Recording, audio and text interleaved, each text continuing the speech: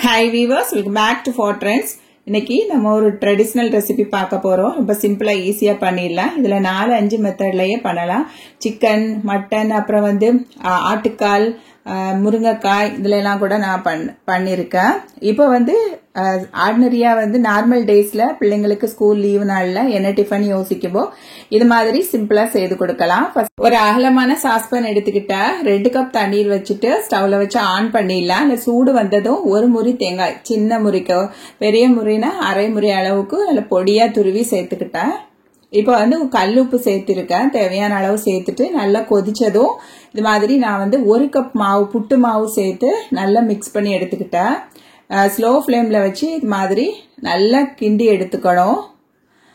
இடியப் மாவு மிக்ஸ் பண்ணுவோம் இல்லையா, அதே மாதிரி இது புட்டு மாவு சேர்த்து இது மாதிரி நல்லா மிக்ஸ் பண்ணி எடுத்துக்கிட்டேன். இப்போ ஸ்டவ் ஆஃப் பண்ணிட்டு நல்லா மிக்ஸ் பண்ணி விட்டுக்கலாம். பாருங்க, இந்த மாதிரி சாஃப்டா இருக்கணும் மாவு. கொஞ்சம் ஆற விட்டுடலாம். ஆற விட்டுட்டு சின்ன சின்ன கொழுக்கட்டைகளாட்டு தட்டி எடுத்துக்கலாம். ஃபர்ஸ்ட் லைட்டா ஒரு வார்ம் வாட்டர் தெளிச்சு நல்லா மிக்ஸ் பண்ணி எடுத்துக்கணும். இது மாதிரி 2 கைகளால சாஃப்டா ஆறுறது வரைக்கும் நல்லா மிக்ஸ் பண்ணிக்கணும். இல்லைன்னா கொழுக்கட்டையில நம்ம ஒழுங்கா மிக்ஸ் பண்ணாட்டா வெடிப்பு வந்துடும். ஸோ நம்ம இது மாதிரி மிக்ஸ் பண்ணி எடுத்துக்கலாம். சிலவங்க ஆவில வச்சு வேக வச்சுட்டு அப்புறமாட்டு இது மாதிரி நீர் கொழுக்கட்டை போட்டு எடுத்துப்பாங்க. அதெல்லாம் தேவையே இல்லைங்க. இது மாதிரி கரெக்டான பக்குவத்துல நம்ம கிண்டி எடுத்துக்கிட்டா சாஃப்டாவே கிடைக்கும். அப்புறமா நம்ம மிக்ஸ் பண்றதுலயும் இருக்கு.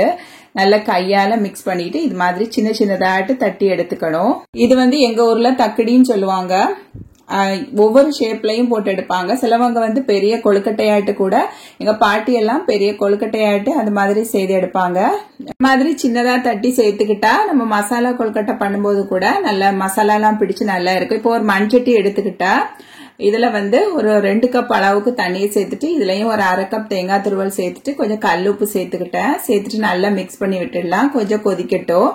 இருந்து 3 நிமிஷம் நல்லா கொதிக்க விட்டுட்டா தேங்காயில உள்ள எசன்ஸ் எல்லாம் இறங்கிடும். உப்பு நல்லா கரைஞ்சு வந்துடும். இப்ப எல்லாத்தையுமே நான் தட்டி எடுத்துக்கிட்டேன். கொஞ்சம் மாவு ஒரு 2 கொழுக்கட்டை அளவுக்கு, பெரிய கொழுக்கட்டை அளவுக்கு வச்சுக்கிட்டேன். அதை கரைச்சி வித்துறதுக்காக ஒரு 3 நிமிஷம் தண்ணி நல்லா கொதிச்சாச்சு. தேங்காயில உள்ள சாரெல்லாம் இறங்கியதும் நம்ம அந்த கொழுக்கட்டைய இது மாதிரி சேர்த்துக்கணும். ஒன்னாட்டு சேர்த்துக்கலாம். நான் கரெக்டாவே தண்ணீர் வச்சிருக்கேன். ஒரு 2ல இருந்து 3 கப் அளவுக்கு தண்ணி வச்சுட்டீங்கன்னா இவ்வளவு கொழுக்கட்டையும் நம்ம சேர்க்கறதுக்கு போதுமானதா இருக்கும். இது மாதிரி எல்லா கொழுக்கட்டையும் சேர்த்துட்டு மீடியம் ஃபிளேம்ல வச்சு பாதி மூடி போட்டு மூடி வச்சிடலாம். லைட்டா இது மாதிரி ஸ்லாவி கொடுத்துக்கணும். மூடி போட்டு வச்சுட்டு ஒரு 5 நிமிஷத்துல கொழுக்கட்டை வெந்துடுச்சு. ஒரு 2ல இருந்து 3 பெரிய கொழுக்கட்டை பண்ற அளவுக்கு மாவு எடுத்து வச்சிருந்தேன்னு சொன்னேன் இல்லையா, அதுல வார்ம் வாட்டர் சேர்த்துக்கிட்டேன். 1 கப் அளவுக்கு வார்ம் வாட்டர் சேர்த்து நல்லா கரைச்சி எடுத்துக்கலாம். கட்டி இல்லாம நல்லாவே கரைச்சி எடுத்துக்கணும். இப்ப அடுப்புல வெந்துட்டு இருக்க கொழுக்கட்டையில நம்ம கரைச்சி வச்சிருக்க மாவு சேர்த்துக்கலாம். இந்த ஸ்டேஜ்ல இந்த மாவு சேர்த்ததும் ரொம்ப திக்கா இருந்துச்சுன்னா 1 கப் தண்ணீர் வார்ம் வாட்டர் சேர்த்து அந்த சட்டியை அலசி இதுலயே சேர்த்துக்கலாம். ஃபர்ஸ்டே மண்சட்டிங்கிறதுனால நம்ம ரொம்ப கெட்டியா சேர்த்துட்டோம்னா சாப்பிடும்போது ரொம்ப திக்காவே இருக்கும். ஸோ நான் இது மாதிரி சேர்த்துக்கிட்டேன். இப்ப இந்த கொழுக்கட்டைக்கு மேலும் டேஸ்ட் கொடுக்கறதுக்காகவும் உடம்புக்கு ரொம்ப ஹெல்த்தியா இருக்கணும்னு சொல்லிட்டு நான் ஒரு டீஸ்பூன் கீல முளைவிட்ட வெந்தயம், 3 நாள் முளைவிட்ட வெந்தயம் 2 டீஸ்பூன் சேர்த்து நல்லா வறுத்து எடுத்துக்கிட்டேன். இது கூடவே 1 கைப்பிடி கருவேப்பிலை சேர்த்துக்கலாம். சேர்த்துட்டு இதையும் ஸ்லோ ஃபிளேம்ல வச்சு லைட்டா வறுத்து விட்டுட்டு ரெடி ஆயிட்டு இருக்க தக்கடியில இதை சேர்த்துக்கலாம்.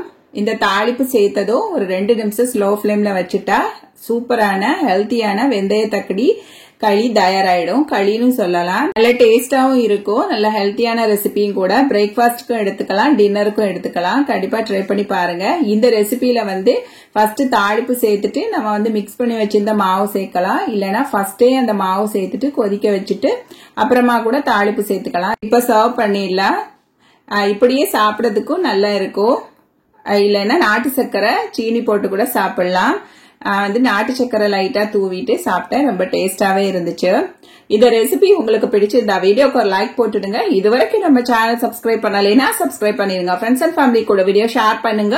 கமெண்ட் பாக்ஸ்ல பதிவுகளை மறக்காம எழுதுங்க. இன்னும் ஒரு ஹெல்தியான வீடியோங்களை சந்திக்கும் வரை டேக் கேர், பை பை. ஆரோக்கியமான இயற்கையான உணவுகள் சாப்பிட்டு வயிறையும் உயிரையும் காப்போம். தேங்க்யூ.